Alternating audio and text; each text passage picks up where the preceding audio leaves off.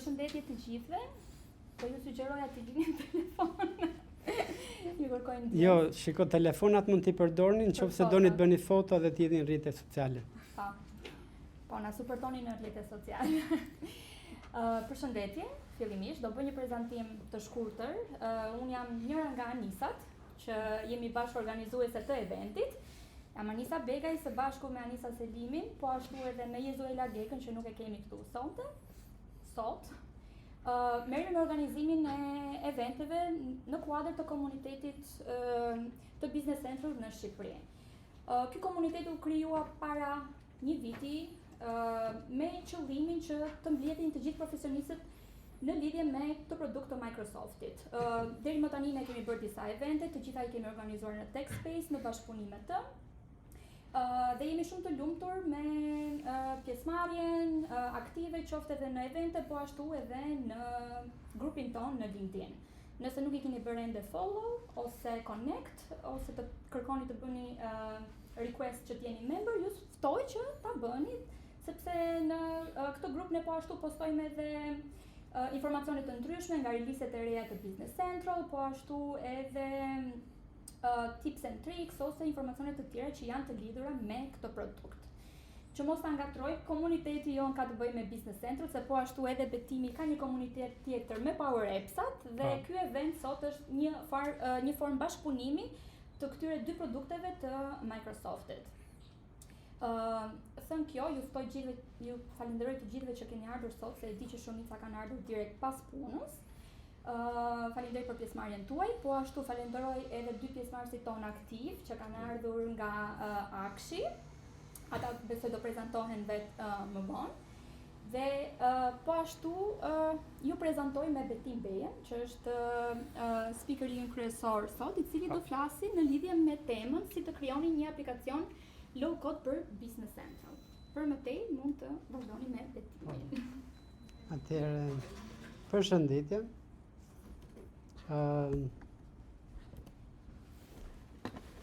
Sigurisht që duhet shkruaj te prezantimi.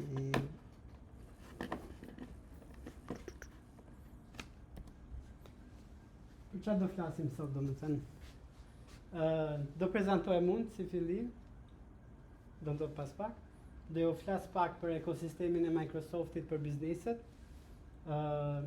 Do bëj një demonstrim të thjesht, sepse kjo ishte gjithë qëllimi, domethënë të shohim nga ana praktike sa e lehtë që është të krijohen të aplikacionet edhe të integrohen produktet, themi CRM-ja dhe ERP-ja e Microsoftit. Do ju ndaj disa materiale për të zhvilluar aftësitë juaja më tej, praktikisht, edhe do ju jap disa këshilla të fundit që i kam dhënë edhe te grupi im, themi para Platform User Group Albania. Ato janë thjesht për të qenë aktiv të komuniteti, po doja t'ju tregoj pak më vonë. Si fillim, kush jam unë, domethënë? Më mirë kështu. Kam vënë këtë gjë në blu, domethënë, unë jam që nga viti 2022 jam i pari shqiptar që ka marrë titullin nga Microsofti që quhet Most Valuable Professional. Është titull që jepet profesionistave të fushës që ndajnë njohuritë e tyre teknike praktikisht edhe ndihmojnë komunitetin me takime si ky ose me kod të ndarë në open source ose në forumet e Microsoftit, thjesht duke përgjigjur njerëzve për pyetje të ndryshme që mund të kenë për konfigurime, për problematika nga më ndryshme. Kam filluar të kodoj praktikisht në 2003, kur isha në gjimnaz, që e bie 22 vite. Kam një kompani që është kjo këtu, prandaj e kam vendosur. Besoj e kam aq të drejtë sa të vendos kompaninë time, quhet Shko Online. Merremi me business applications, më saktësisht me pjesën e parë platform ose Dynamics 365, pjesën customer engagement, customer service. Më shumë kemi tregun me jashtë, sepse në Shqipëri është produkt pak i shtrenjtë, themi, për nevojat e tregut. Sjell shumë benefite, klientët jashtë kanë përfituar shumë nga këto produkte, por që në Shqipëri akoma nuk ka arritur ajo kultura themi për të patur, për të investuar për të ardhmen siç duhet. Dhe shikojmë më shumë koston se sa pjesën e return of investment, sa të ngelen në xhep në fund të ditës ose të vitit. Merrem shumë me pjesën e open source-it, do të thënë po të shkoni në GitHub-in tim, mund gjeni gjëra nga më ndryshme që publikoj, krijoj pak a shumë një gjë të re, të veçantë çdo 2-3 muaj.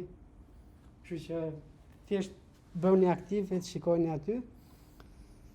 Dhe ka shumë gjëra që mund të flas, po kemi ardhur për të folur për gjërat e tjera, do të thënë për mua. Pra, kam këtë qefin që të vendos to urelët që vendos aty, ja vendos edhe në QR code që të keni mundësi të shikoni live po të doni.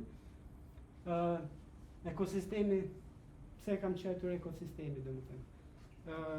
Pika më e fortë e Microsoftit për pjesën e aplikacioneve të biznesit, por në përgjithësi për gjithë sistemet që krijon është duke qenë se është një nga prodhuesit e software-it themi që është i futur në çdo lloj fushë, domethënë si tek pjesa e serverave me Azure, si tek pjesa e aplikacioneve, aty ka nisur themi me Windowsin edhe me pjesën e Office, atë që është Microsoft 365 tani. Pjesën e aplikacioneve të biznesit ka nisur duke bler praktikisht zgjidhje të gatshme ose duke i ndërtuar vetë për të konkurruar produkte të ngjashme, por po flasim për një ekosistem, domethënë çdo lloj fushë që ju mund të mendoni, Microsofti ka një variant të vetin të atij produkti, edhe ka edhe integrimet shumë të lehta ndërmjet produkteve të veta, që duke krahasuar me konkurrentët themi, për shembull pjesa e CRM-s, nuk është lider Microsofti, është lider Salesforce, por ato që zgjedhin Microsoft e zgjedhin sepse kanë Microsoft 365 pjesë të kompanisë, edhe integrohen shumë lehtësisht në Power Platform, që është pjesa e CRM-s e Microsoftit, edhe integrohen shumë lehtësisht në Azure, që është pjesa e shërbimeve në cloud, themi, edhe servera virtuale dhe shumë gjëra tjera po e Microsoftit, edhe integrojnë tani, domethënë po të shkoni këtu, do shikoni që nuk flitet më për aplikacione biznesi të thjeshta, po flitet për agentic AI, domethënë flitet për diçka që ju keni një ndihmës, themi, inteligjencë artificiale, që nuk është thjesht për bashkëbisedim, por është një aktor aktiv pjesë e proceseve të juaja që do ju ndihmoj që ju të arrini qëllimet juaja pak më shpejt, themi, edhe me më pak mund nga ana juaj. Ka agent të ndryshëm që ka ndërtuar Microsofti, po të keni ndjekur pak pjesën e Microsoft Ignite, po mundohet që ti bëj pak një bashkim të këtyre agjentëve, sepse ajo që bën zakonisht është jep një loader themi grupeve ndryshme të kompanisë, që secili mundohet të aplikojë atë teknologjinë e fundit edhe të re tek pjesa e vetë e biznesit themi, tipit business applications kanë bërë agjentet e vetë, customer service që është një degë e business applications ka bërë agjentet e vetë, sales module prap nga ana CRM-s ka bërë agjentet e vetë, ERP-ja me Business Central ka bërë agjentet e vetë. Tani duke qenë se u bën shumë agjentë dhe emrat Copilot 4, Copilot XI, Sales Copilot u bën pak shumë të ndryshëm, po mundohet të unifikoj të gjithë në Azure Foundry basically. Edhe po mundohet të heqë edhe termin AI për treguar që nuk janë thjesht të varur tek OpenAI edhe ChatGPT, por janë bashkëpunëtor, themi, edhe janë klientët kryesor të shumë kompanive të ndryshme që kanë dhënë zgjidhje nga më ndryshmet në AI. Anthropic, Cloud. Çdo lloj gjëje praktikisht kemi Microsoftin që është një partner në qoftë se është për AI.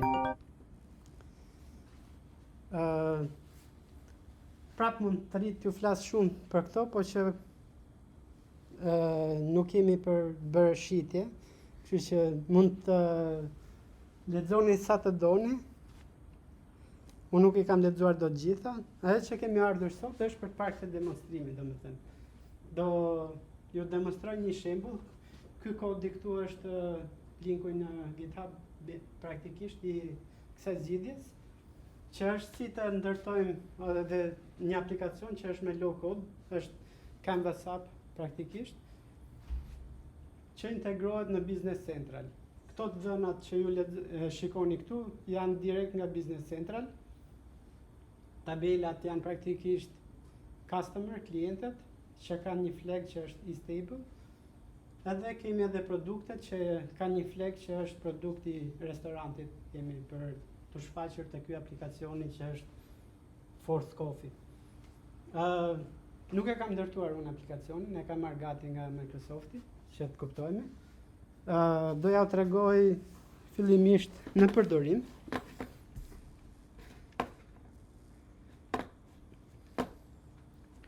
Pra, këtu është telefoni im. Come on.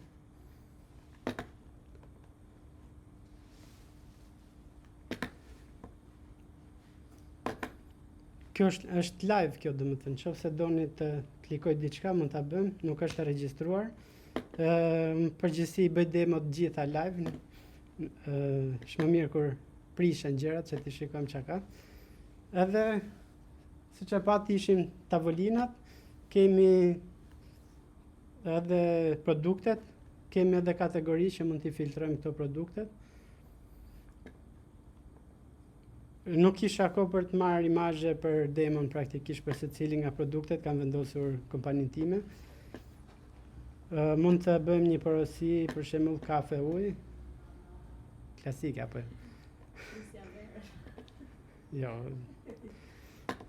E jemi shqiptar, nuk është. Edhe mund ta krijoj këtë porosin praktikisht tek tavolina. Një? Kjo praktikisht po ekzekuton, e kemi këtu akoma, do ta konfirmojmë, por kjo është, të dhënat janë në Business Central, edhe po përdorim konektorat nga Canvas App për të lexuar dhënat në Business Central, edhe për të shkruar dhëna në Business Central, prap konektorat, sepse janë edhe lexim edhe shkrim. Ama kemi nevojë edhe për të ekzekutuar disa funksionalitete, për shembull siç është mbyllë porosin, themi, dërgoj edhe mbyllë porosin. Atë nuk mund ta bëjmë dot thjesht me konektorat e një Canvas App, edhe aty hyn në lojë Power Automate, që është workflow automation edhe integration, themi, engine I Microsoftit. Pra, nëse unë bëj checkout, ky produkt do t'ju tregoj tani live që është regjistruar në instancën time test të Business Central. Si I kemi krijuar këto gjëra? Praktikisht po të shkoni tek ai kodi që ndava më para që ishte në GitHub, kemi disa përmirësime themi të Business Central duke bërë me gjuhën AL, Application Language, që përdoret për Business Central. Pra po bëjmë extensionin që është pjesa e barit, që nuk është funksionalitet themi që na jep Business Central bazë. Edhe kemi krijuar dhe API-t, nuk do shkoj tek gjitha me detaje, domethënë thjesht po tregoj që është kjo pjesë e kodit. Ka krijuar dhe API-t për të bërë për të krijuar një kemi domethënë tavolinën, kemi edhe line items për porosin. 2 sekonda të gjejmë ku e kemi.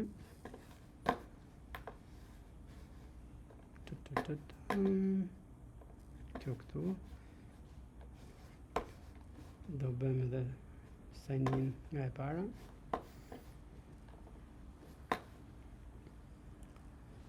Kam përdorur një kompani themi për demo që kam marrë nga CDX i Microsoftit. I kam instaluar extensionin duke marrë direkt nga GitHubi, nuk e kam bërë nga kodi, sepse për demo ishte rruga më e shkurtër praktikisht. Mund ta kisha publikuar edhe ashtu siç po ja tregoja kodin nga Visual Studio Code, por që zgjodha rrugën më të thjeshtë sepse ajo ishte paketuar gati dhe testuar themi nga Microsofti. Më desh të konfiguroja pjesën e kompanisë themi të klientët. Kam një filter që është isTable.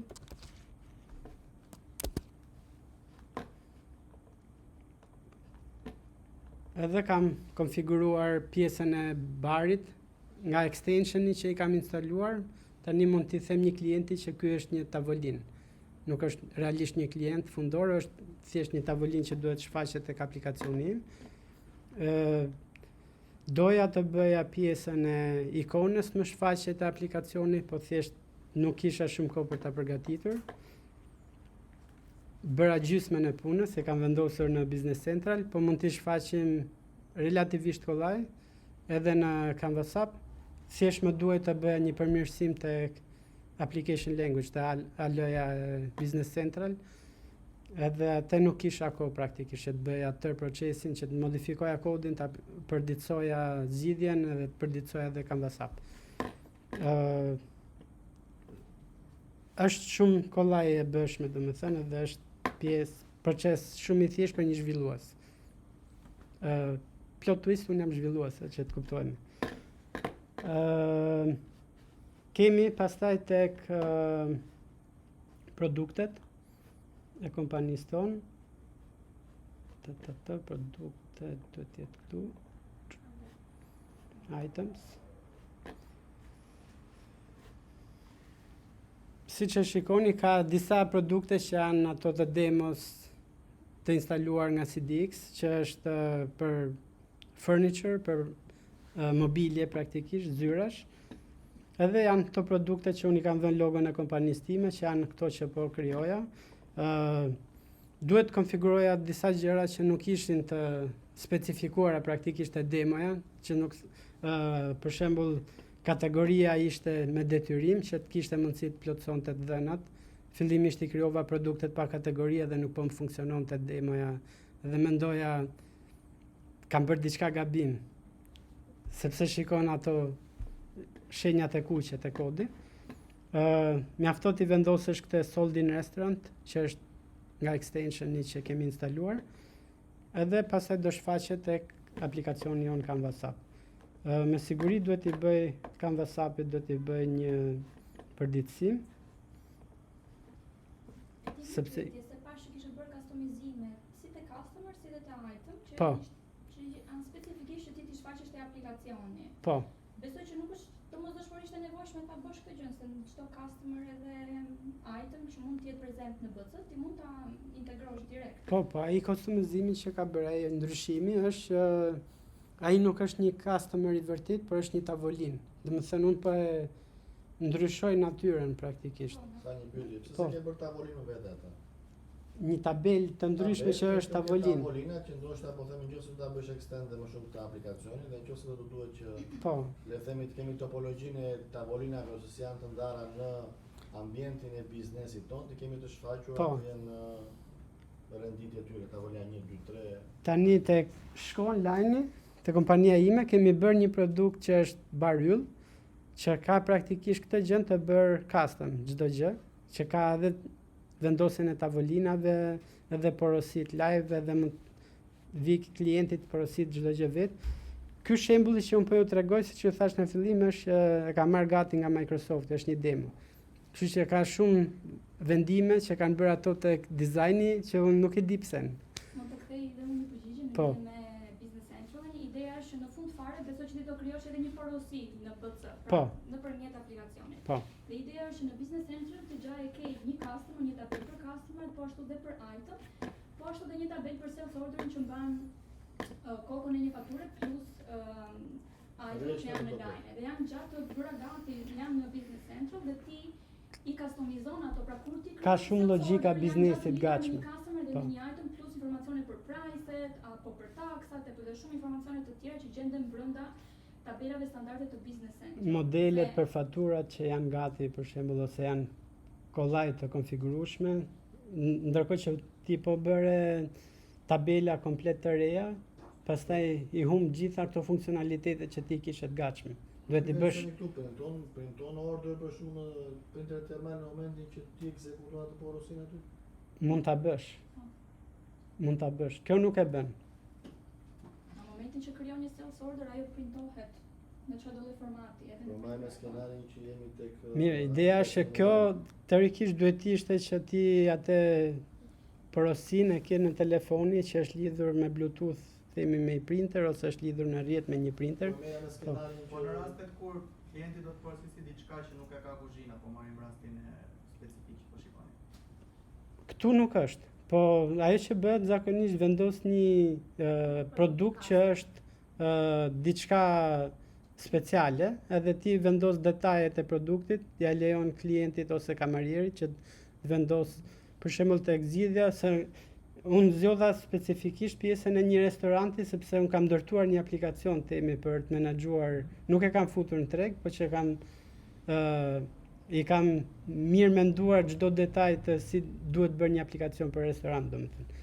Edhe ajo që kishim neve tek Baryll është që kishe një produkt që edhe çmimin e kishte variabël, edhe mund ta vendoste kamarieri praktikisht çmimin, sepse ti po i bën një kërkesë shumë të veçantë, edhe detajet e çfarë do tek ai produkt i kishe në një text input, praktikisht që ti thua dua këtë gjë sepse nuk është në menu. Neve kishim menu të ndryshme, për shembull, kishe menun e drekës, të darkës, që t'ia shfaq klientit, ama kamarieri ka akses tek gjithë produktet që ka mundësitë për të bërë restoranti. Edhe janë gjëra jashtë menuje ta quajmë, po që ato prap unë kuzhinierit nuk mund t'i them tani do më gatuash një ratatouille sepse e duan klientët, ai thotë se kam bërë ndonjëherë, kështu që ti gjërat që aftësitë që ka kuzhina jote i ke diku. Pastaj ke menun që ke zgjedhur, ke edhe menun që nuk e ke publikuar, po mund ta bësh me kërkesa të veçanta. Po, e kisha në sensin e komunikimit në kohë reale, për shembull me kuzhinën që një produkt ka mbaruar. Si shfaqet kjo? Kjo zgjidhja është shumë e thjeshtë, nuk i ka shumë nga këto gjëra. Në Business Central ju e keni, domethënë Business Central është ERP dhe është gjërat më bazike që bën është menaxhimi i stokut themi. Kështu që ato janë. Unë mund t'ja tregoj, po të hap. Nëse do i kishim bërë vërtet shumë komplekse aplikacionin, një pjatë që ti po e shet, supozohet të ketë edhe komponentët, edhe produktet me të cilët ajo receta. Po të shohësh këtë shembullin. E bën porosin, në Business Center ty të del që ti nuk ke inventar për një nga komponentët e kësaj recetës dhe automatikisht nuk e vazhdon dot procesin e sales orderit. Sigurisht kompleksiteti i një aplikacioni të lidhur me BC-n është i gjerë, varet se çfarë do ti të mbash në atë aplikacion dhe çfarë do të menaxhosh. Ideja është për shembull këto e kam marrë gati si zgjidhje dhe nuk kam vendosur. Po, ka shkuar inventar negativ sepse nuk e kam vendosur gjëra limite themi që nuk mund të shkojnë negative dhe të ma heq nga porosit ose të mos më lejoj ta shtoj në një porosi sepse nuk kam gjendje. Ato bëhen kur është një produkt i mbaruar themi që është për tregun. Kjo është thjesht për një demo, kështu që për një demo thjesht duhet t'rregojmë kjo është databaza ta quajmë për produktin ton që është në low code. Edhe pse kjo nuk është një databazë, kupton, është një sistem i mirëfill që ka logjika biznesi brenda. Edhe ajo që po bëj unë është nga telefoni, edhe ajo që po ju tregoja është realisht telefoni im, live. Unë po bëj gati porosin, jam kamarieri me palmarin temi edhe me telefonin tani. Më parë ishin palmarit. Ndërkohë që kjo që po shikojmë tani, që po ndajun tani, është pjesa që ka financa, më kupton? Është pjesa e menaxhimit, nuk është pjesa operative e kamarierit. Tani qëllimi i këtij aplikacionit low code është që ti t'ia lehtësosh punën kamarierit, t'i japësh vetëm atë gjë që do të bëj, që duhet bëj në atë moment, edhe të mos ketë tërë kompleksitetin e proceseve që shikon financa.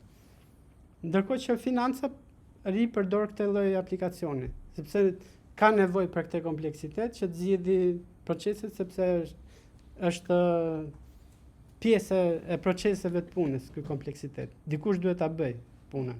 Praktikisht i përdor aplikacionin që thjesht të bësh porosi dhe në momentin që bëhet self-ordering në Business Central, ajo nuk ka ndikuar asgjë fundi tjetër përveç se është thjesht si një draft aktualisht ku ti ke informacion për produktet që do shesësh në fund fare. Në momentin që ti e mbaron këtë proces, pra e poston atë self-ordering, ti ndikon komplet në aspektin financiar. Qoftë edhe te stoku, pra ndikon tek stoku, ndikon tek pjesa e financës, ndikon tek shitjet, ndikon tek taksat, ndikon kudo. Po për momentin ti krijon vetëm një sales order që qëndron draft në sistem deri në procesin final. Po. Tani ideja është neve duam ta ndërtojmë këtë sistemin që ishte një aplikacion mobile në këtë rast për një proces caktuar të kompanisë tonë, edhe duke qenë se kjo krijohet shumë kollaj, ajo që ndodh zakonisht është që brenda një kompanie shumë të madhe krijohen me mira nga këto aplikacione, secili specifik për procese të ndryshme. Edhe po i ndërtojmë me këtë teknologjinë që quhet Canvas App, që është low code për neve. Domethënë quhet low code sepse kemi këto primitivat që janë ekranet ose pamjet e ndryshme, screens. Brenda një ekrani neve kemi këto komponentet e tjera që mund të jenë imazhe, kemi timer që të bëj në veprim siç është kjo këtu, start loading. Kemi këto kontejnerat që të organizojmë pak pozicionimin e gjërave në ekran. Edhe kemi ose imazhe, ose inpute, ose butona. Domethënë janë gjëra relativisht të thjeshta si koncepte. Pjesa e kodit, sepse deri këtu jemi tek no code. Thjesht po marrim drag and drop, po luajm disa parametra, themit, metadata të këtij aplikacioni nga ana e properties, por nuk po shkruajmë kod. Tani pjesa që neve shkruajmë kod është për shembull çfarë duhet ndodhë nëse unë dua të shtyp këtë butonin take order këtu. Se është loading screen. Pra nëse unë dua të shtyp këtë take order. Se loading screen shfaqet për shumë pak kohë, pastaj vim te ky ekrani tjetër që është start screen. Nëse unë do shtyp këtë, ka një funksion on select që ka gjë shumë të thjesht po navigon te një faqe tjetër për neve. Tani ajo që doja t'ju tregoj unë është kjo pjesa që kjo gjua këtu është relativisht e thjeshtë sepse është shumë e ngjashme me ato funksione që neve kemi në Excel. Edhe user që ishin target themi Microsoftit kur ka krijuar këtë teknologji ishin pikërisht personat që kanë njohuri të mira në Excel, domethënë ai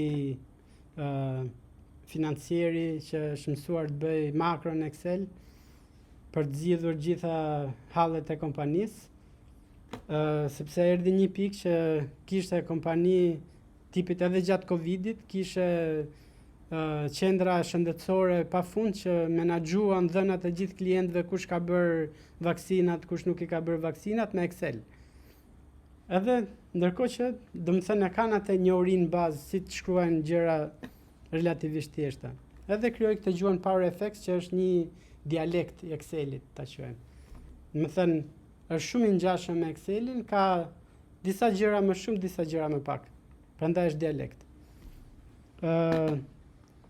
Te primitivat e tjera që kemi në Canvas App janë të dhënat. Kemi konektora nga më të ndryshmet, bazohet në atë që quhet Dataverse, pra Power Platform, është implementimi i CRM i Microsoftit për aplikacionet e biznesit, dhe Canvas App janë duke ekzekutuar mbi Power Platform. Prandaj gjitha tabelat që neve kemi në Dataverse konsumohen shumë kollaj nga një Canvas App. pa bërë asnjë lloj konfigurimi. Unë mund të marr gjitha accounts që janë kompani të ndryshme themi që kam në sistem, edhe të i konfiguroj për të bërë shtim të një rekordi, një klienti të ri ta quajmë, ose modifikim dhënash, ose çfarëdo lloj nevoje kemi të proceset. Kemi për shembull shikim views, domethënë filtra të ndryshëm të paracaktuar të dhënat tona, edhe ato mund t'i përdorim shumë kollaj në një canvas app pa e shkruar kodin ose atë filtrin nga e para. Thjesht ta kemi në Dataverse, themi dua të përdorim filtrin e kompanive aktive, edhe kam vetëm kompanitë aktive tek ajo tabela që unë kam marrë nga gjithë kompanitë, kam thënë dua të zgjedh këtë filtrin që është kompanitë aktive. Në të njëjtën mënyrë mund të integrohem me AI models. Një nga produktet e tjera që është pjesë e Power Platform është AI Builder. Edhe mund të bëj përpunim me anë të inteligjencës artificiale, dokumentave të ndryshme, për shembull, këto që janë të gatshme për mua, që domethënë nuk kam bërë asnjë lloj ndryshimi në sistem nga ana e AI, kam 4 modele të gatshme që për shembull mund të lexoj një kartë vizitë, edhe mund të përdor këtë AI Builderin që unë ta skanoj nga aplikacioni im me low code, mund të përdor kamerën e telefonit themi, ta skanoj këtë kartë vizitën e një klienti të mundshëm, edhe ta hedh në sistem duke regjistruar si një klient themi ose si një lead, varet çfarë natyre ka. Pa shumë mund, themi nga ana ime, unë thjesht bëra një foto të dokumentit. Gjithë ajo data entry që do të plotësojnë dhënat, bëhet nga inteligjenca artificiale dhe unë i marr gati. Tani po të marrim njëjtin proces ta bëjmë në mënyrën klasike të kodimit, na duhet të dimë si të përdorim kamerën e një pajisje, me gjuhën që kemi zgjedhur, JavaScript, .NET, Xamarin, çdo lloj gjëje tjetër. Do na duhet të dimë si përdoret një kamera, si bëhet një përpunim që është shumë e vështirë themi. Kjo pjesa që na jep AI Builder, si mund ta përpunojmë një imazh për të bërë data extraction. Nuk është thjesht ajo optical character recognition, ka procese një pas njëshme që ndodhin automatikisht në këtë rast. Do na duhet pastaj të dimë si të lidhemi tek databaza jonë që në këtë rast është Dataverse, edhe si ta bëjmë këtë proces në mënyrë të sigurt edhe compliant themi, që zbaton gjitha rregullat kompanisë tonë. Pra të menjanojmë që ai informacioni është publik pa dashje.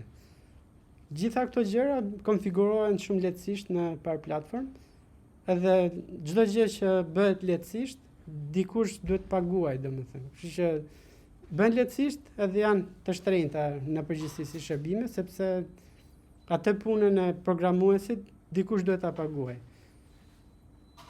Ama ti mund të bësh diçka që do të donte muaj një programues çfarë do ta quajmë të zbatoj ato kërkesat e tua, mund ta bësh në një javë me njerëz që nuk kanë njohuri teknike, por kanë njohuri shumë të mira të proceseve të tua të biznesit. Edhe pastaj mund ta marrësh dikë që ka njohuri shumë të mira teknike, të bëj përmirësimin e atij procesi nga ana teknike, që të zbatoj gjitha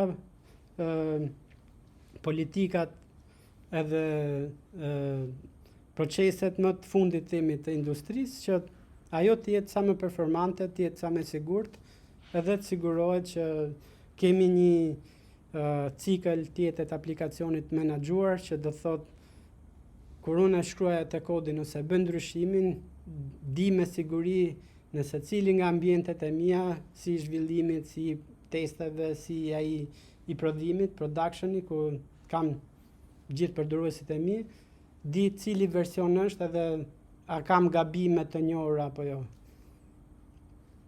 Të menaxhoni këtë procesin është shumë e rëndësishme. Ti bëni në Power Platform, më duket se shtova një të dhënë, nuk prish asnjë punë. Në të njëjtën mënyrë mund të shtojmë edhe Business Central.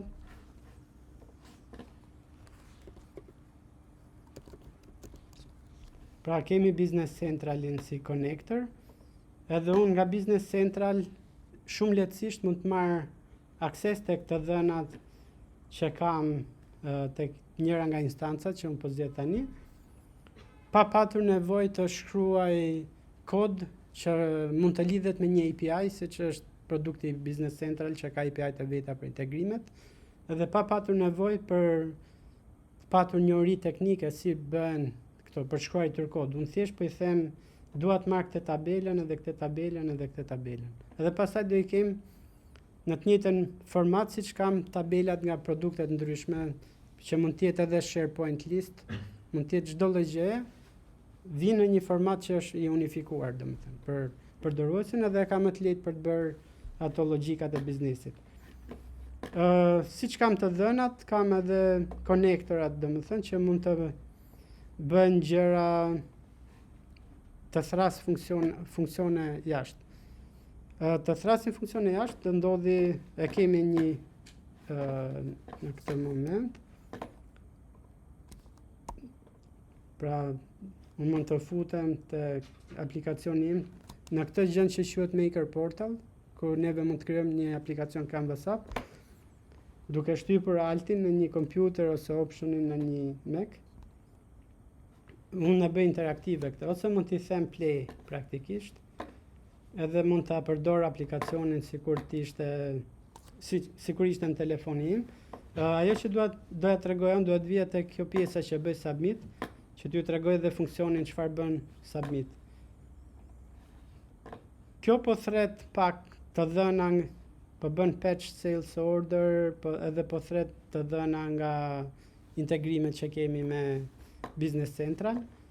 Gjëja tjetër që po ndodh, themi, gjatë kësaj kohe, është që neve në momentin që ne themi dua ta mbyll këtë porosin, po I bëjmë post këtij sales order në Business Central. Edhe dua marrim ID-n e sales orderit që ne po punonim, që është ajo porosia tek tavolina. Pra kemi të dhëna kur Power Apps po thret këtë flow, këtë integrimin ton. Bëj disa vlera që post status do jetë njësh, pra dua ta mbyll atë porosi. Edhe kam një connector drejt Business Centralit që mund të thras një funksion që është ship and invoice. Domethënë kam këtë porosin tani dërgoje, për neve dërgimi është restorant, dërgimi është e mori praktikisht klienti e konsumoi në tavolinë produktin, edhe I lëshoj dhe faturën. Ky është funksioni I veçantë themi që neve nuk e thrasim dot drejt për drejt me konektorat e thjesht nga një Power Apps, prandaj përdorim Power Automatin si mjeti I integrimit ndërmjet Canvas App edhe Business Central. Tani unë doja t'ikja shpejt edhe te kjo pjesa, sepse nuk është që dua t'ju jap bazat si bëhet një gjë apo një tjetër, dua t'ju tregoj pak gjërat më të thjeshta të mundshme, këto kutitë e vogla që neve mund përdorim. Pastaj nëse juve jeni më të interesuar për t'i parë gjërat më në praktik, më shumë përdor një informacion për pjesëmarrësit që nuk janë shumë familjar me Business Central. Po. Pra siç thash, janë dy hapa në krijimin e sales orderit, një është krijimi dhe e dyta nëpërmjet submitit që betimi tregoi është edhe postimi. Mirë po postimi në Business Central po ashtu të shfaqen në dialog box që ti kërkon një input nga përdoruesi, nëse do të postosh vetëm shipmentin do të thotë thjesht redukto stokun. Do të postosh invoice-in më vete, pra pas e ke postuar shipmentin, apo dëshiron që ti bësh të dyja bashkë. Sipas legjislacionit shqiptar, ti do t'i bësh të dyja në të njëjtën kohë, pra edhe shipmentin edhe invoice-in do ta bësh në të njëjtën kohë. Megjithatë kudo, jo nuk është njëjti legjislacion në të gjithë botën, prandaj edhe Business Central e ka me opsione. këtë gjë. Dhe Ato opsionet? Jepet një input nga Po. përdoruesi se çfarë je duke postuar, pra do t'i kesh të ndara apo do ta postosh gjithmonë në invoice në të njëjtën kohë. Po, Dhe ajo ose ka një shërbim functional tjetër. consultant mund ta bëj që sipas legjislacionit shqipërisht që duhet t'i bësh të dyja edhe t'i heq opsionet e tjera për shembull. Po, është bëhet me konfigurime Po. dhe ja lë përdoruesit. Pra, po ashtu mund t'i bësh dhe konfigurime nëse në Business Center për shembull dikush mund të ketë akses të postoj vetëm shipmentin dhe kjo është nëse ti ke një departament në vete që merret me warehousing dhe është financa që poston invoice-in, po nëpërmjet rolit ne arrim të konfigurojmë edhe se çfarë i lejohet përdoruesit. Po besoj në rastin konkret, duke qenë se është restorant apo bar, do bëhen të dyja në një Po. kështu që s'ka një Tani paradoks, po. teorikisht me legjislacionin shqiptar në restorant ti duhet bësh një faturë për çdo porosi edhe pastaj bën një faturë të fundit përmbyllse për kur po. Domethënë Varet, jo të gjitha kanë njësoj. jo, kërkesa po duhet fiskalizuar, fiskalizuar sipas kërkesave të jo edhe porosit. Po i bie që Çdo tek edhe finale. Se mund ka një radhë që okej, ulemi lokal ne dhe marrim një kafe ujë në fillim. Po. Pastaj marrim dhe dikush ta një gotë verë. Okej, u bën dy porosi. Të dyja vjen të fiskalizuar, fatura e fundit nuk ka çfarë fiskalizuar, mund vjen total përmbledhje. Ka përmbledhse, po. Është faturë përmbledhse që i referon të dyja. Ashtu është kërkesa, se i kam parë këto pjesën e restoranteve domun. Megjithatë në çdo restorant në Shqipëri të vjen e fiskalizuar fatura tek Po, pjesa e po. përgjithsisht. Si ka me termale të thjeshta. Mos gënjem tani. Të vjen një flet porosie, më shumë se sa një faturë fiskalizuar. Sepse nuk duat që të mbajmë edhe shumë kohë këto më shumë se sa duhet, domethënë. Pjesa e praktikës ishte ajo që unë sapo ju tregova. Tani nëse jeni kurioz ta ndërtoni vetë një aplikacion përveç këtij pjesës kodit që ta merrni të gatshëm, domethënë. Ka një mënyrë tjetër që ju mund bëni këtë API në Day Workshop. Edhe linku që unë ju kam dhënë është self-paced, domethënë ju mund ta bëni kur doni nga shtëpia, edhe i ka gjitha hapat të shpjeguara shumë thjesht. Ose ka edhe me trajner pastaj që mund ta bësh realisht brenda një dite. Kur e bën vetë është brenda një tetorar, si ta quajmë. Është dita e punës. Është shumë interesante, është në 2022 që unë hapa kompaninë, e përdorja si trajnim për studentët që doja që të trajnoheshin tek par platform. I kam bërë internshipet paguara dhe gjëja e parë që bënin ishte API në Day Workshop. Isha unë themi ai personi që i ndihmonte ta zhvillonin workshopin me sukses, edhe mbasi të bënin këtë kishin një sfidë ose një provë që ishte të ndërtonin një aplikacion shumë të ngjashëm me të njëjtat logjika si ato që shikon te ky workshop, por që në pamje të parë duket shumë ndryshe. Domethënë, ata që kanë ndërtuar ishte një Pokédex për Pokemonet. Që të identifikosh Pokemonet të ndryshëm edhe ato aftësitë të ndryshme që kanë kategoritë që kanë, që praktikisht kjo që është ky workshop është të porositësh makinën e kafes nga kompania që dua me këtë ngjyrën e dua që të ketë këto lloj funksionalitetesh. Edhe ka procese që nuk i përmenda, por që i kemi pjesë e platformës, për shembull approval, që unë dua të porosit diçka, por një menaxher duhet ta aprovoj atë porosin time që ajo të zbatohet. Tani ajo approval engine është goxha e avancuar në Power Automate edhe integrohet shumë kollaj edhe në Business Central.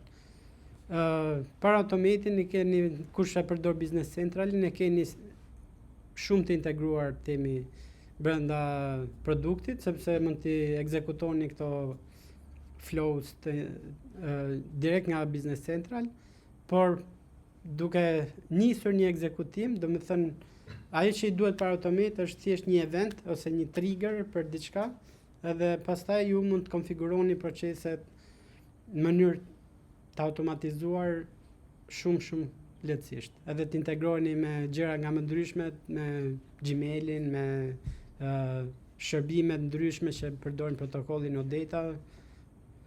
Edhe është praktikisht bëheni. Tani është ky linku i dytë që kam dhënë unë, që quhet Integrating Business Central with Power Platform, edhe janë këshillat e Microsoftit për praktikat më të mira për të bërë këto lloj integrimesh, domethënë.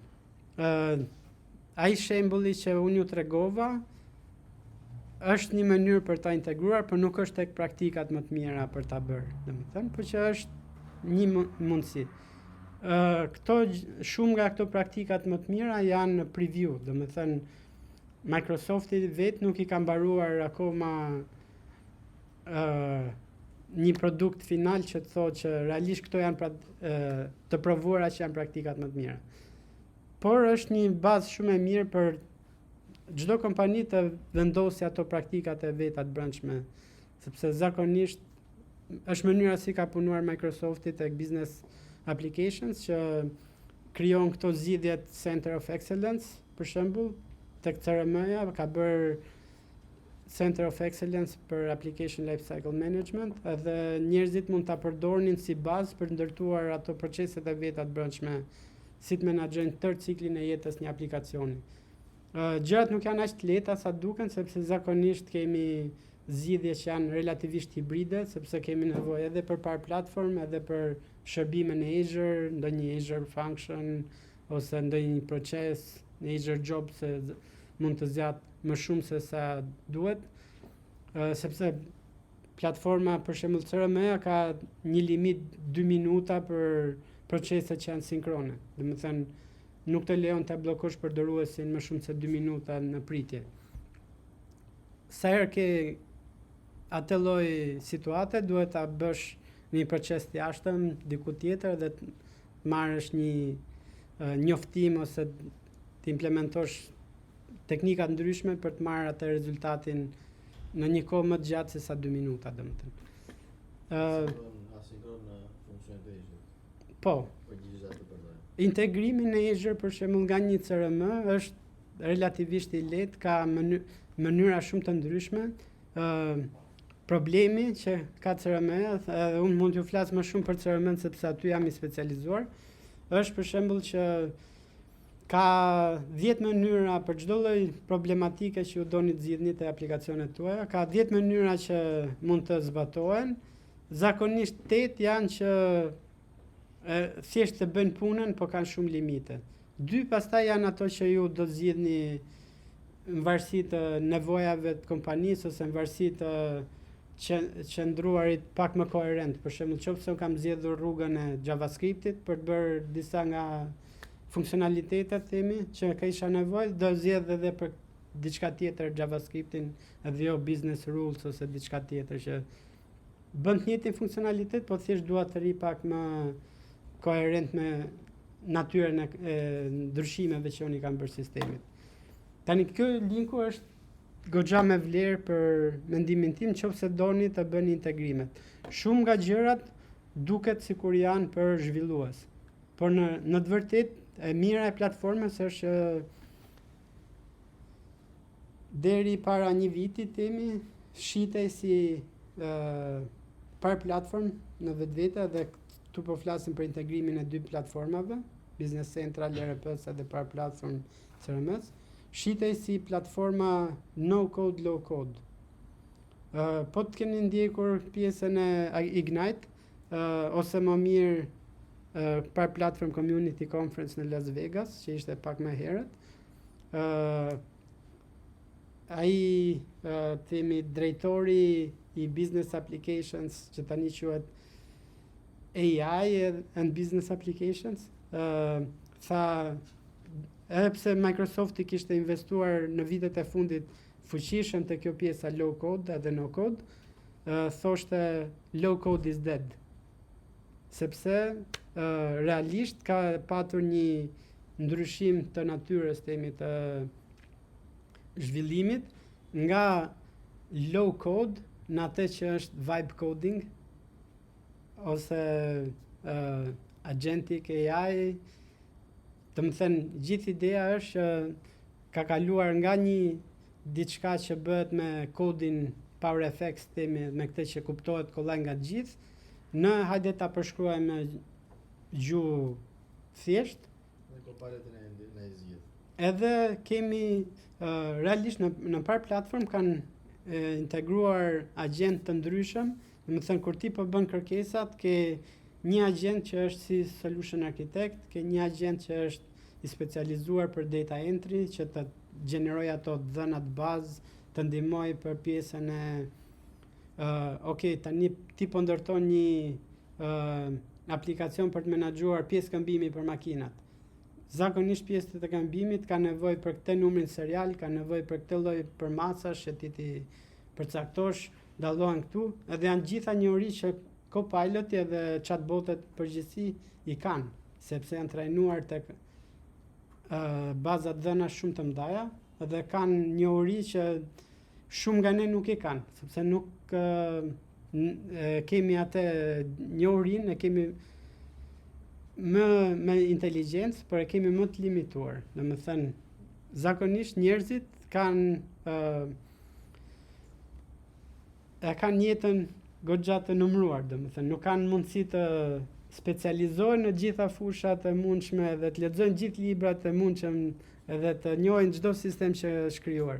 Ndërkohë që AI praktikisht bazat e veta e ka patur në hajde ti përpunojmë gjitha këto dhëna në të njëjtin sistem. Pra ai ka atë tek baza e informacionit të vet, ka çdo lloj gjëje. Specializimi edhe nevoja për një konsulent themin tek këto lloj shërbimesh është tek ta bësh ta fokusosh përgjigjen edhe dijet themi edhe procese që ti pret të ndihmoj AI tek ajo gjë që ti realisht ke nevojë, domethënë të heqësh tërë zhurmën. Ajo është aktualisht themi është ku industria po shkon. Domethënë një programues i mirëfillt siç jam unë mund të ndihet pak i rrezikuar në një farë mënyrë nga AI. Në të vërtetë nuk duhet ndihemi të rrezikuar, duhet ndihemi, domethënë AI në fund të fundit është një algoritëm statistikor. Pra do t'japi ca informacione që janë shumë të përgjithshme dhe neve duhet që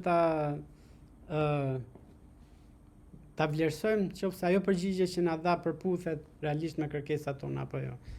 Sepse nëse ka 1000 mënyra ndryshme për t'ju përgjigjur asaj pyetjes, ajo përgjigja do jetë 1 nga 1000 dhe nuk do jetë aq e saktë, sepse nuk ka një inteligjencë që ta vlerësojë cilën nga ato 1000 duhet zgjedh.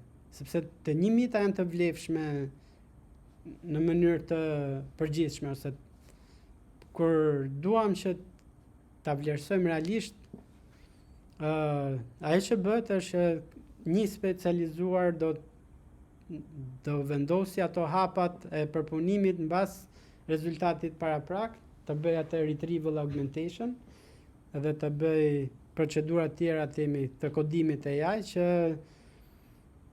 të vlerësoj cila nga ajo përgjigja e parë që na dha 1000 të mundshme, pastaj ta pasuroj akoma më shumë procesin me ta ndihmoj AI të zgjedhë realisht atë siç do e zgjidhnim ne. Ajo pastaj është ku është aktualisht industria, domethënë, edhe Microsofti me par platform edhe me business applications në përgjithësi, domethënë jo vetëm par platform, por edhe ERP.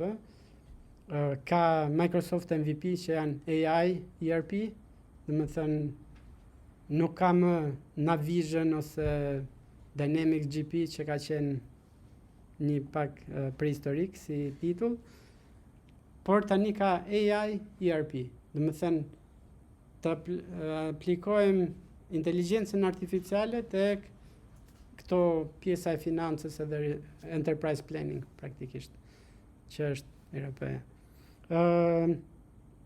Mendoj që kam folur shumë.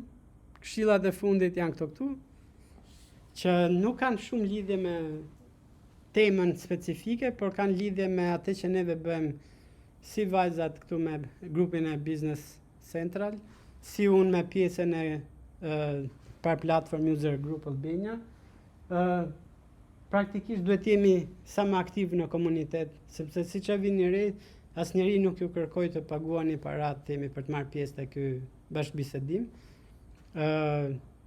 Po ndaj eksperiencat e mia të punës edhe njohuritë e mia me kënaqësi, domethënë, dhe është aktiv, si është pika e dytë, është që ka mënyra ndryshme për të qenë aktiv. Nuk është e thënë që duhet bëni prezantime, siç po bëjnë. Edhe ta dini që unë jam jashtë natyrës time kur bëj prezantime, domethënë unë jam programues. Programuesit zakonisht janë kështu, duan të mbyllen në një dhomë vetëm edhe të mos i bezdis njeri. Ne bëhet shumë klaustrofobike fare atë. Jemi njerëz dhe ne si të tjerët. Në qënë se po diskutonin për të qenë aktiv, mendoj që gjithsecili nëse ka ndonjë eksperiencë me Power Apps, sigurisht në lidhje me Business Central mund ta ndajë punën e vet. Po. Nëse keni. Mendoj që me që kemi vlerësimin e Jodin nga Akshi, tani, okay, ndoshta është pak më ndryshe sepse është government e Të vjen unë po që e lidhe një. Okej. Mirë ju gjesh. Aktualisht, ka përdorim të Power Apps-it për institucione të ndryshme? Okej. Neve përgjithsisht jemi paksa jashtë skopit pjesës së biznesit ose pjesës financiare që ka kjo platformë, sepse ne kodojmë përgjithësi për government dhe kemi shërbime ose API të ndryshme që ndërtojmë për klientin ton primar i cili është shtet. Power Apps ka filluar, po themi rreth le të themi 2-3 vite më parë. Dhe kanë qenë IT të ndryshëm në institucione, të cilët kanë zhvilluar aplikacione të vogla për nevojat e tyre. Çfarë nuk kupton kjo? Ka patur, po themi, aplikacione për të ndërtuar një formë, le të themi, për aplikimin e leve vetëm për atë institucion. Marr si shembull, ose aplikacione që mbanin vetëm një stok ose le të themi pajisjet të cilët merrin secili prej punonjësve në institucion që i merrin, le të themi, që i kishin në përdorim. Pra, nëse unë po themi që kam laptopin, kam tavolinë e zyrës, ato të gjitha mbaheshin në një inventar dhe ky inventar normalisht shënoi në Power Apps. Besoj që shumë institucione paketën Office, pra janë paketa Office sigurisht dhe gjithmonë Windows dhe një ekosistemin që janë pjesë të teknologjisë së Microsoft dhe rrjedhimisht mund të kenë edhe pjesë edhe licenca të përfshira ndoshta që mund t'i përdorin. Ideja është që shumica e licencave që ka shteti shqiptar në jemi njohurinë partner me time, Microsoft, kështu që normalisht po që shumica e shërbimeve që përdorin zakonisht janë tek Microsoft 365, domethënë Office, SharePoint, edhe pak a shumë limitohen aty. Tërë këto business applications që kanë lehtësirat e veta, në përgjithësi siç është edhe vetë tregu, domethënë edhe shteti duhet përshtatet me tregun edhe janë shërbime relativisht të shtrenjta për vlerën që ne mund të marrim nga ato. Nëse jemi treg shumë i vogël për të përdorur një faqe të bërë me Power Pages që kushton 200 euro minimum në muaj. Ndërkohë që ti me të njëjtën mund të arrish njëjtin rezultat duke bërë me një WordPress që kushton 10 euro, 15 euro në muaj. Për plotëson nevojat që kam, kupton? Okej, pjesa e faqeve me Power Apps nuk është me Power Pages, nuk është në skopin e D2 programimit, kështu që jo vetëm pjesën e ndërtimit të tyre, po edhe pjesën e kostos, që kolegu e tha që kushtojnë shumë. Kurse në pjesën e zhvillimit, pastaj ne përgjithsisht ne tentojmë jo vetëm me WordPress, po me open source janë të CMS të ndryshme, por me parapraktikisht të ndërtohen nga zero. Sepse kjo që thotë pak $10, duhet se ato thimet që mund të blen, ato të gjitha kanë probleme. Me them duhet dhe sa që ka mundësi që shpejt te klient ose në takime të ndryshme, gjithë thimet që blen, sjellin gjithmonë disa avantazhe mbrapa. Sepse mund të jetë një zhvillues i cili ka ndërtuar sot atë thimin, pastaj pas disa kohësh e ka abandonuar si projekt atë. Nëse ne vendosim ose marrim një po themi marrim sot si ta vëmë në punë, do të punoj sot. Pas X kohësh do të kemi probleme me anën e sigurisë saj, e cila mund të komprometoj faqen, mund të komprometoj deri në web server dokumentat që ti ke në atë faqe. Kështu që gjëja më e mirë është nëse doin të bëni diçka, fillojnë nga zero dhe nëse nuk duket e bukur fare, me një tëmbële të thjeshtë. Më mbrapa pastaj vazhdon progresi. Është pak a shumë si logjika me Power Appsin. Në fillim donim të zhvillonin pak një gjë të vogël, marrim Power Appsin. Na pëlqen shumë dhe na erdhi jetja më shumë për të punuar me programim, i futem programimit. Kemi .NET, kemi gjuhë të ndryshme.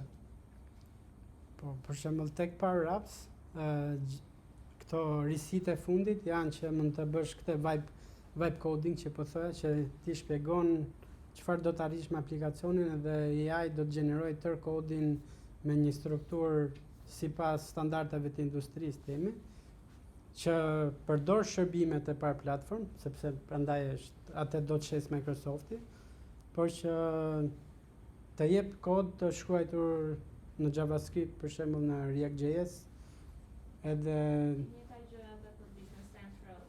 Pra, pavarësisht se shitet që një konsulent mund të po ne e dim që realiteti nuk është. Paktën sot nuk është. Unë nuk besoj që mund shkojnë përdorin vibe coding, pra unë shkoj t'ja them me gjuhë të thjeshtë dhe më pas atë ta kem gati për ta përdorur në production. Shiko, unë ju thash që bëj shumë aplikacione open source, edhe ftoj çdo që është i apasionuar mbas vibe coding, shkoj të përmirësoj atë aplikacionin që kam bërë unë. Unë vuaj shumë te pjesa e dizajnit, për shembull. Vibe coding është super tek pjesa e dizajnit. Le të bën pull request ta përmirësojnë atë produktin, të arrisim atë Made in Albania akoma më shumë, domethënë ta forcojmë. Do të theksoja diçka që, kjo vibe coding themi që është e mirë, po çështja është që AI ka akoma halucinacione. Ky do të trajnuar modelet që të kuptojnë logjikën se si ne e mendojmë dhe si e shprehim kërkesën dhe pastaj të ekzekutojë dhe ta realizojë sa më mirë atë që ne themi. Kështu që normal që jemi në progres. Për shembull, tani fiks me këtë gjë që sapo tham, në shkurt unë do shkoj në Prag praktikisht edhe do flas për një temë që është 99% ajo, domethënë si të sigurohemi që ai kodi që AI na ka gjeneruar është i saktë. Sepse specializimi im temi në programim është tek testimi automatik i kodit. Edhe tek cikli jetës një aplikacioni.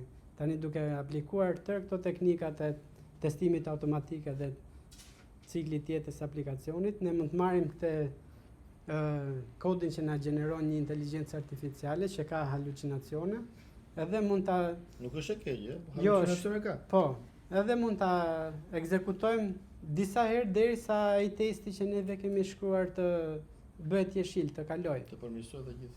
Pra i themi AI ma sugjerove diçka, tani ekzekutoje pak testin, është çdo gjë e vlefshme sipas kërkesave që unë kam shkruar tek testi, nëse jo më sugjero diçka tjetër. Edhe ajo vazhdon, është një proces përmirësimi i vazhdueshëm që arrin tek qëllimi yt kryesor, që është zgjidhësh një problematikë caktuar, edhe ka edhe një farë standardi kodi sipas asaj që ti dëshiron, domethënë. Për ta bërë lidhjen me çfarë prezanton sot, a mund të shkojmë përdori vibe coding për të ndërtuar atë Power Appsin? Po, domethënë është në public, është në public preview, por ju mund të bëni ose një code page ose një gjë që është e integruar te ky Canvas app. Domethënë ose mund ta bëni komplet të shkëputur nga Canvas app, po që përdor çdo gjë që ju përshikoni aty, po nga ana kodit, ose diçka që është ndërthur. Domethënë disa pjesë janë Canvas app, disa pjesë janë kjo vibe coding. Sepse fuqia më e madhe që ka Power Platform përgjithësi është që çdo gjë ka hapësira përmirësimi që t'i jep Microsofti. Domethënë ti mund të bësh çdo gjë me low code, ama kur ti arrin atë limitin e platformës, ke përherë diçka që ti mund ta zgjerosh me kod, domethënë mund të shkruash një gjë tjetër që unë jam specializuar, quhen PCF Components, Power App Component Framework, që ti mund të shkruash një komponent caktuar si ato që po shikonim tek Power Apps, tek Canvas App, për shembull një buton, po mund ta shkruash me kod që të ketë funksionalitete më të avancuara. Për shembull, ai butoni mund të lidhet me një shërbim socket, Signal R, socket ajo, diçka që është në real time, edhe mund të çaktivizohet sa herë e shtyp dikush tjetër në një vend tjetër brenda kompanisë, në vend tjetër, në shtet tjetër, pak rëndësi ka. Unë të pa pjesën e komponentit, do të thënë se përdoret shpesh kjo. Pjesa e komponentit është këto që po ndërton, po themi dizajni që kolegu do bëjt aty butonit, aty API, aty funksionet do ndodhi vetëm do ketë vetëm në këtë environmentin ton, pra Power Apps që nëse ne jemi në të dy grup bashkë dhe punojmë, mund ta marr dhe unë të një komponent ta përdor dhe unë ta thras dhe unë për API-t e mia ose për API-t jo të mia, po të gjithë kompanisë ku ne jemi bashkë. Nuk kuptohet që nëse ne po themi një grup, një team që ndërtojmë punën me Power Apps, mund të ndërtojmë komponentet tona që na duhen. Më kemi zënë, po themi kemi business rule, të kemi 10 komponentë. Një do gjeneroj faturën, tjetri do gjeneroj dërgesën me email, po themi të porosisë etj. Të gjitha ato komponentë që ne ndërtojmë mund të shpërndajmë në secilin nga aplikacionet Power Apps që ne ndërtojmë. Gjithmonë brenda skopit dhe brenda asaj pjesës së kompanisë ku jemi user të dyneve. Tani se diskutime shumë i gjerë, ne ndoshta mund të vazhdojmë pamundësisht. Por sidomos për këtë pjesën në AI ose vibe coding ose agjentët, sidomos që së fundi po përmenden shumë edhe për Business Central. Nëse do ketë interes, ne mund të bëjmë edhe ndoshta mund ta bëjmë edhe një formë workshopi, pra që të jemi secili me laptop, pra që të punojmë diçka më konkretisht, nuk e di sa është interesant. Po përdor dokument të zhur AI për të analizuar faturat e hyrjes dhe kemi reduktuar stafi i departamentit finance nga 14 veta në 4 veta, duke qenë se kishte 4000 fatura berje shpërndarë në 5 kompani të grupit. Ka qenë sfidë, kemi përdorur normalisht Power Automate, kishim inboxet të ndryshme për kompani specifike, optical recognition, kemi përdorur dhe Coptinium patjetër. Po fokusi ishte për të analizuar dokumentat si attachment dhe për t'i kryuar në BC, duke që se unë jam affiliate Business Central, me që të ka që shumë interesante.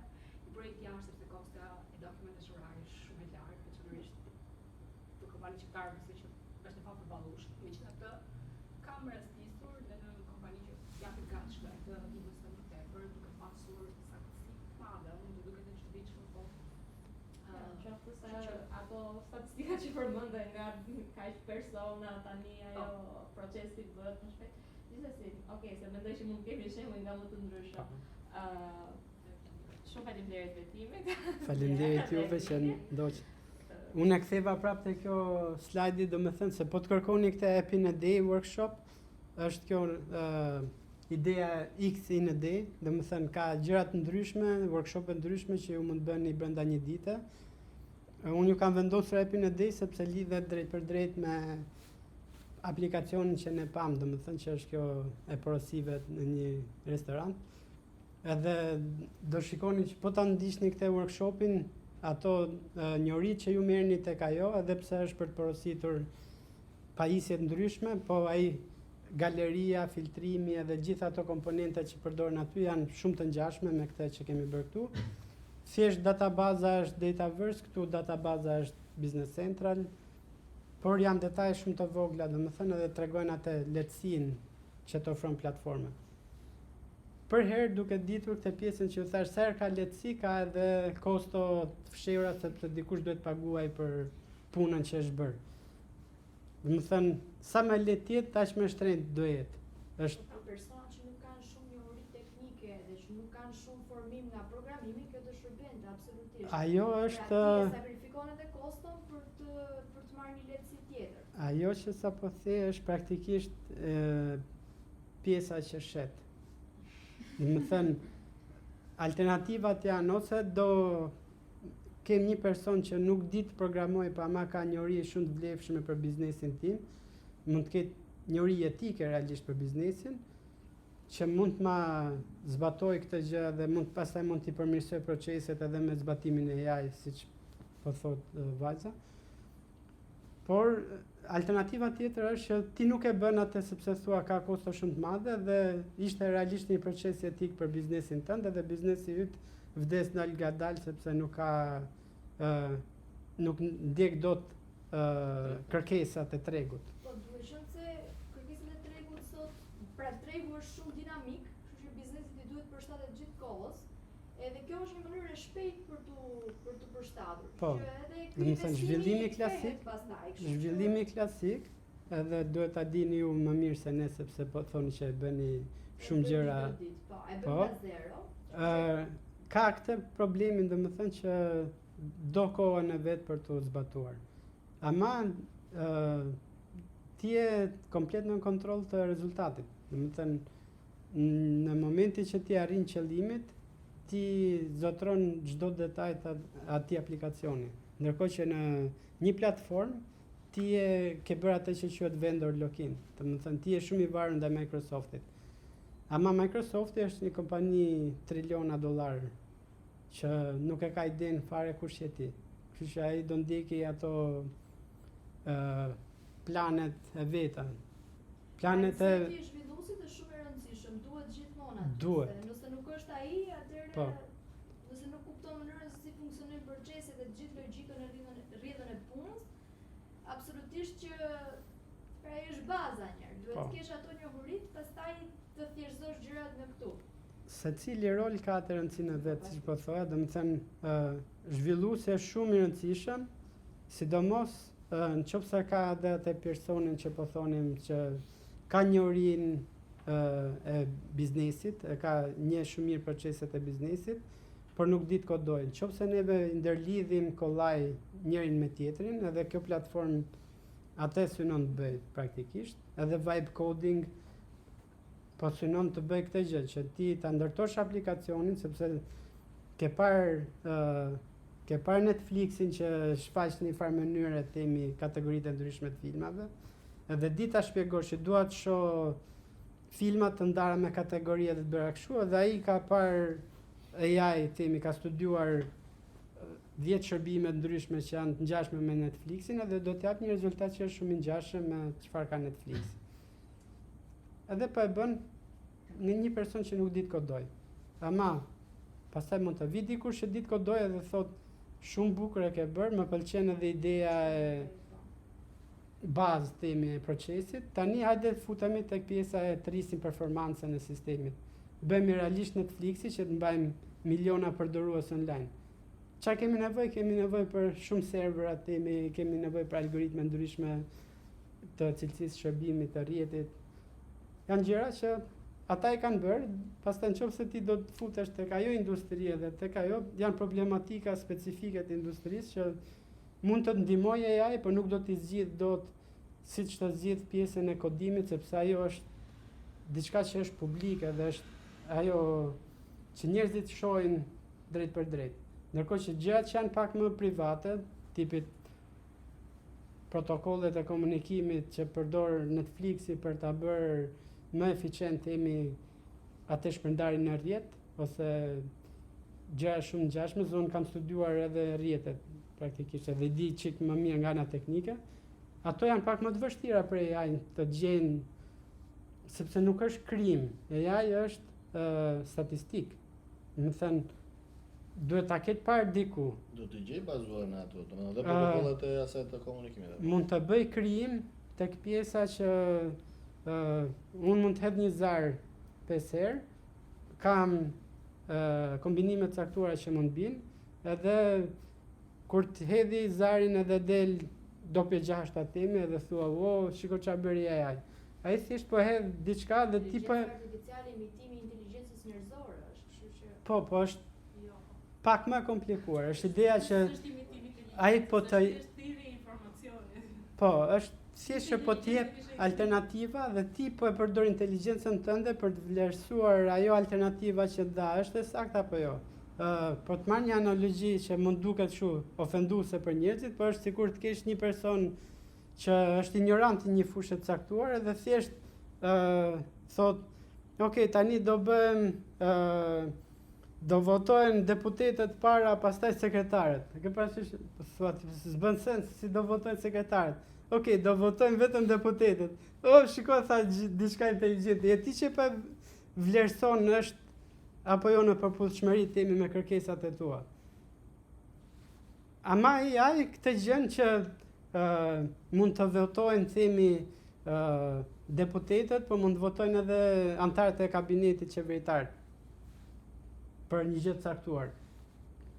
Këtë gjë mund mos e kishe menduar AI ta jep si alternativë, thua, shiko, kjo që e ka bën sens. Hajde ta vlerësojmë tani ta zbatojmë. Asi është trajnuar nga informacionet e hedhura.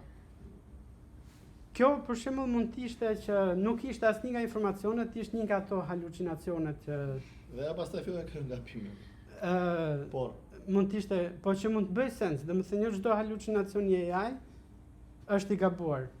Mund të bëj sens, mund të mos i ketë shkuar mendja as njeriu dhe thua shiko që ka inteligjente sepse më dha këtë zgjidhje. Realisht është thjesht statistik, domethënë është unë po zgjedh një nga këto gjëra që duket sikur bën sens sepse peshat që un kam të algoritmi im i vector database më thonë që kjo gjëja është e lidhur sepse po flasim për kapele, po flasim për gjeti xhaketë. rautin e caktuar për Po. të vetur.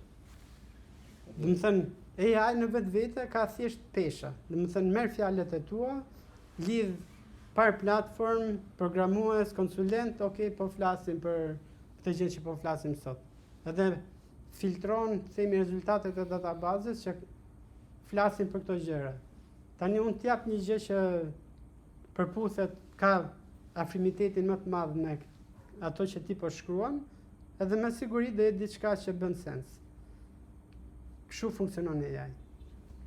Ti e vendos, Kjo është një temë që ti e vendos pastaj, Radën pas daneve. po, bën sens apo nuk bën sens. Ua që ka inteligjent ose jo e bëra gabim. Më fal, kthem përgjigjet, se ashtu është koduar. Mund të bëj më mirë. Fallbacku në Po. ka të më falë se kam të gabim. Po të mos u mirëzi. Ka. Shpresoj të, po, shpresoj të jeni kënaqur themi me prezantimin.